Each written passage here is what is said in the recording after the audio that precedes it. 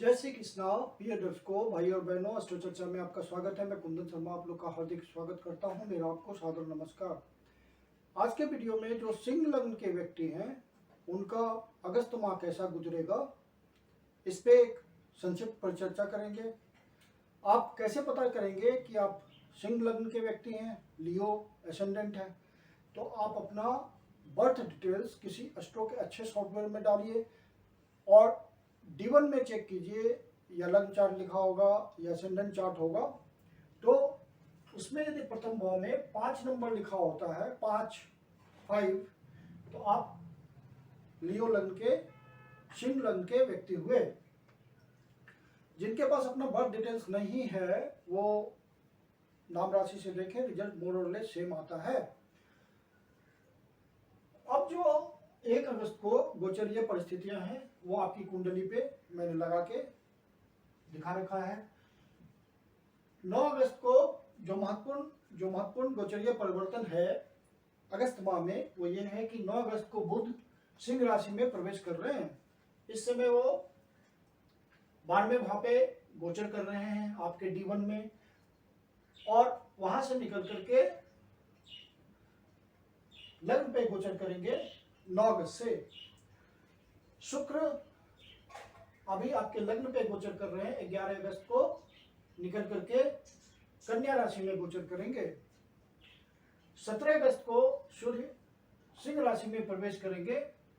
अभी वो 12वें भाव में गोचर कर रहे हैं और यहां से निकल करके लग्न पे गोचर करेंगे। 26 अगस्त को बुध पुनः कन्या राशि में प्रवेश करेंगे, यहां से चल करके फिर कन्या राशि में प्रवेश करेंगे 26 अगस्त को। 12वें भाव में आपका बुधादित्य योग बन रहा है, ये एक अच्छा योग है। 12वें भाव में ये शुभ फल देता है, ये एक निश्चित रिजल्ट है। अब चूंकि आपका लग्नेश 12वें भाव में गोचर कर रहा है, तो कुछ बातों की ध्यान रखने की जरूरत है। जब तक सूर्य महाराज यहाँ गोचर कर रहे हैं 12वें भाव में, फिर जब लग्न में चले जाएंगे 17 तारीख को, तो फिर अच्छी स्थिति होगी सूर्य महाराज की, आपके लग्नेश की। यहाँ आपको ध्यान रखना है, जब लग्न से लग्नेश 12वें भाव में होता है तो डिसीजन लेने में, प्रॉपर डिसीजन लेने में परेशानी होती है, क्योंकि 12वां भाव सेल्फ अनडूइंग का भाव है। मतलब आपको अंदाज ही नहीं लगेगा कि मैं जो डिसीजन ले रहा हूं वो गलत है या सही है, तो क्योंकि 12वां भाव सेल्फ अनडूइंग का होता है, तो ये ध्यान रखने की आपको जरूरत है। और चूंकि सूर्य सरकारी बातों का कारक है, तो आप ध्यान नहीं रखेंगे तो किसी सरकारी समस्या में भी फंस सकते हैं, तो इस बात को आपको ध्यान रखना है। बाकी बुध आदित्य योग है तो कोई दिक्कत नहीं है, बाहर से संबंध बनेंगे, क्योंकि आपका यहाँ पे जो लाभ भाव के स्वामी हैं वो 12वें भाव में गोचर कर रहे हैं, वो धनेश भी हैं। तो जो बाहर से व्यापार कर रहे हैं या जिनका बाहर से संबंध रहता है, तो किसी तरह का वो और आर्थिक दृष्टिकोण से महत्वपूर्ण संबंध हो जाएगा। आप इस समय जब तक सूर्य आपका 17 अगस्त को यहाँ प्रवेश कर रहे हैं, तब तक आप प्रयास कीजिए, 12वें भाव से जरूर बढ़िया रिजल्ट मिलेगा। डिस्टेंट प्लेसेस से आपके रिलेशन बनेंगे।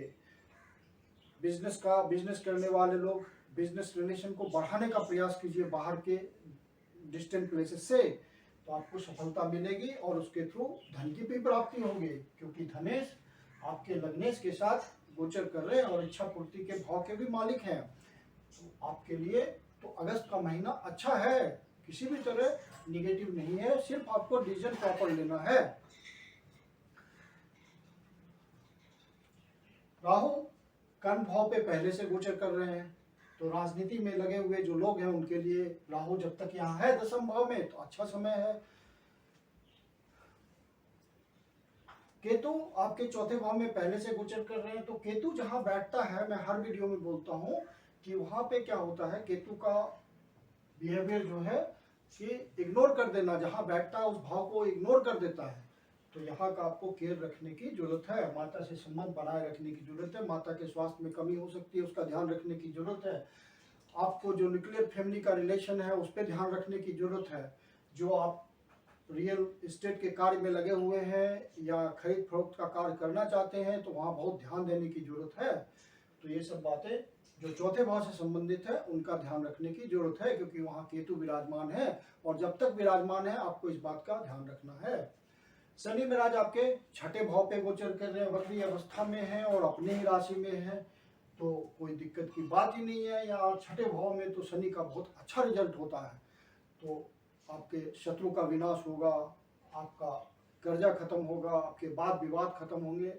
बस खाली शनि महाराज यहाँ है तो किसी को कर्जा ना दीजिए ना कर्जा लीजिए, कोशिश कीजिए यही कि आप ना कर्जा दें ना कर्जा लें। और जो कंपटीटर्स आपके होंगे उससे आप compete कर पाएंगे, आगे बढ़ पाएंगे। बस आपको शत्रुओं के साथ वाद विवाद में नहीं पड़ना है, जो नए शत्रु नहीं बनाने हैं। बाकी यहाँ शनि आपको अच्छा रिजल्ट दे रहा है, लेकिन एक बात का और ध्यान रहे कि शनि चूंकि रोग का कारक है और छठे भाव में अपनी स्वराशि में बैठा हुआ है, गोचर कर रहा है, शनि महाराज गोचर कर रहे हैं, तो स्वास्थ्य का ध्यान रखने की जरूरत है सिंह लग्न के व्यक्तियों को। गुरु सप्तम भाव पे गोचर कर रहे हैं, वक्री अवस्था में ऑल पावरफुल हैं, तो यहाँ से लग्न को भी देख रहे हैं, फिर पंचम भाव से लाभ भाव को भी देख रहे हैं और फिर नवम भाव से आपके तीसरे भाव को भी देख रहे हैं। तो पराक्रम में वृद्धि कर दिया है उन्होंने। आप प्रयास कीजिए, इच्छा पूर्ति होगी। लग्नेश के साथ बुध बैठे हुए हैं और यदि आप विवाहित हैं तो आपको संबंध बनाने में सफलता मिलेगी। आप प्रयास कीजिए, शादी का संबंध फिक्स हो सकता है अगस्त माह में।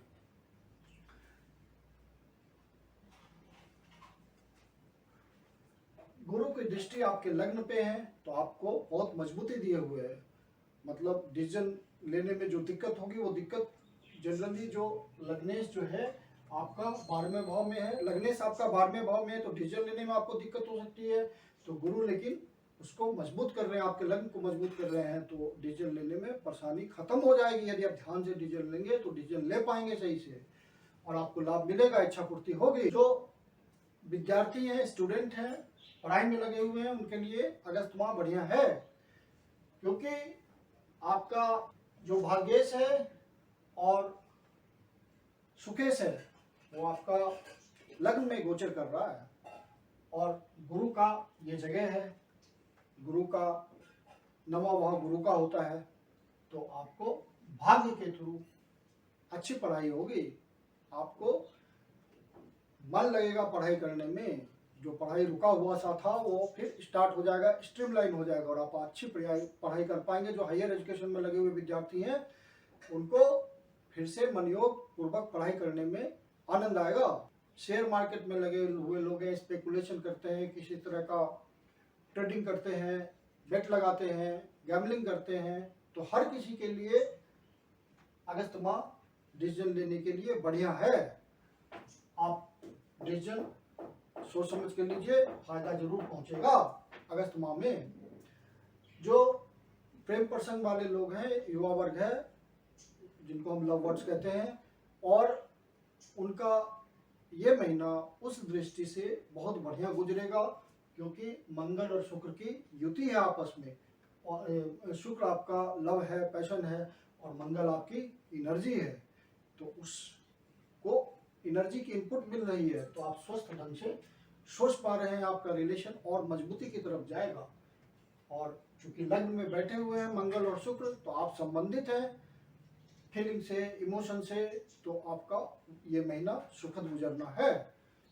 फिर 11 अगस्त को शुक्र कन्या राशि में चले जाएंगे और बुध 26 अगस्त को कन्या राशि में प्रवेश करेंगे, तो यहाँ पे लक्ष्मी नारायण योग बनेगा।